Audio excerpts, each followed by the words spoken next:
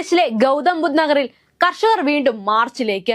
2013 ഭൂമി ഏറ്റെടുക്കൽ നിയമപ്രകാരമുള്ള നഷ്ടപരിഹാരവും അവകാശങ്ങളും ഉറപ്പാക്കണമെന്നാവശ്യപ്പെട്ടാണ് കർഷകർ സമരത്തിലിറങ്ങിയിരിക്കുന്നത്. തങ്ങളുടെ ഭൂമി നഷ്ടപ്പെട്ടതിന്റെ പശ്ചാത്തലത്തിലാണ് ഈ പോരാട്ടം. രാജ്യത്തിന്റെ കാർഷിക പുരോഗതി നശിപ്പിക്കുന്നതിനെതിരെ ശബ്ദമുയർത്തിയാണ് ഈ സമരത്തിന്റെ മുഖ്യ ലക്ഷ്യം. സംയുക്ത കിസാൻ മോർച്ച, കിസാൻ മസ്ദൂർ മോർച്ച തുടങ്ങിയ കർഷക സംഘടനകളുടെ നേതൃത്വത്തിലാണ് മാർച്ച് നടക്കുന്നത്. മിനിമം താങ്ങുവില ഏർപ്പെടുത്തുക, കാർഷിക കടങ്ങൾ എഴുതിത്തള്ളുക തുടങ്ങി 12 ആവശ്യങ്ങളാണ് സമരത്തിൽ ഉന്നയിക്കുന്നത്. കഴിഞ്ഞ ദിവസം ഡൽഹിയിലേക്ക് കർഷകർ കാൽനടയെ മാർച്ച് നടത്തിയിരുന്നു. ഈ മാർച്ചിൽ കർഷകർക്ക് നേരെ പോലീസുകാർ കണ്ണീർ വാതക പ്രയോഗം നടത്തി. സംഭവ സ്ഥലത്തുണ്ടായിരുന്ന ബാരിക്കേഡുകളും തകർത്തു. കഴിഞ്ഞ 8 മാസത്തോളമായി ഈ അതിർത്തിയിൽ ഇവർ സമരം ചെയ്യുകയാണ്. ഡൽഹി നോയിഡ അതിർത്തിയിൽ 8 ദിവസത്തെ പ്രതിഷേധത്തിന് ശേഷം 5000 കർഷകരും അവരുടെ നേതാക്കളും സംയുക്തമായി ഡൽഹിയിലേക്ക് മാർച്ച് നടത്തി. സമരത്തിന്റെ ഭാഗമായി പോലീസ് സുരക്ഷ ശക്തമാക്കി.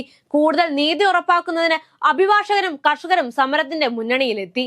പ്രക്ഷോഭത്തിനിടെ അറസ്റ്റിലായ പ്രമുഖ നേതാവ് സോറം പ്രധാൻ ഉൾപ്പെടെയുള്ള കർഷകരെ ഉടൻ മോചിപ്പിക്കണമെന്നാവശ്യപ്പെട്ട് നോയിഡയിലെ ബഹ്ലോർപൂർ മേഖലയിലെ സ്ത്രീകൾ ചൊവ്വാഴ്ചയും ബുധനാഴ്ചയും മാർച്ച് സംഘടിപ്പിച്ചു. ബുധനാഴ്ച ഗ്രേറ്റർ നോയിഡയിലെ ഡെൽറ്റ 2 സെക്ടറിൽ ചേർന്ന യോഗത്തിൽ സംയുക്ത കിസാൻ മോർച്ച ജയിലിൽ കഴിയുന്ന കർഷകരെ കാണാൻ ഒരു പ്രതിനിധി സംഘത്തെ അയക്കാൻ തീരുമാനിച്ചെങ്കിലും ഗ്രേറ്റർ നോയിഡയിലെ ലുക്സ്കർ ജയിലിൽ പ്രവേശനം നിഷേധിച്ചു.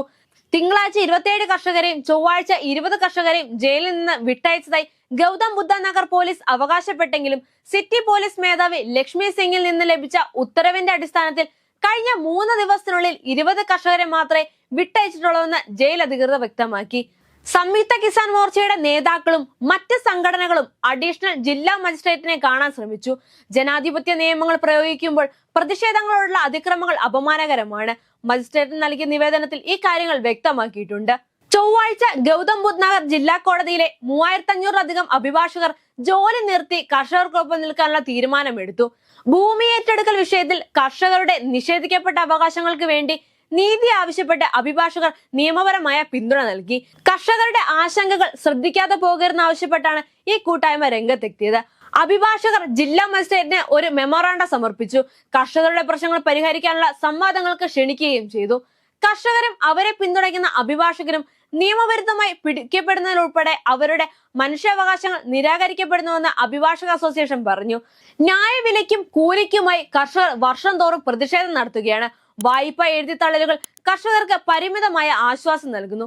എന്നാൽ ബജറ്റ് കൈകാര്യം ചെയ്യുമ്പോൾ കർഷകരെ പിന്തുണയ്ക്കുന്നതിൽ സർക്കാർ വ്യക്തമായ നിലപാടെടുക്കുന്നില്ല. എത്ര തവണ കർഷകരെ അടിച്ചമർത്താൻ ശ്രമിച്ചാലും അവർ പിന്നോട്ട് പോകില്ല. കാരണം തങ്ങളുടെ കൃഷിയെ രക്ഷിക്കുന്നതിന് വേണ്ടിയാണ് അവർ സമരം ചെയ്യുന്നത്.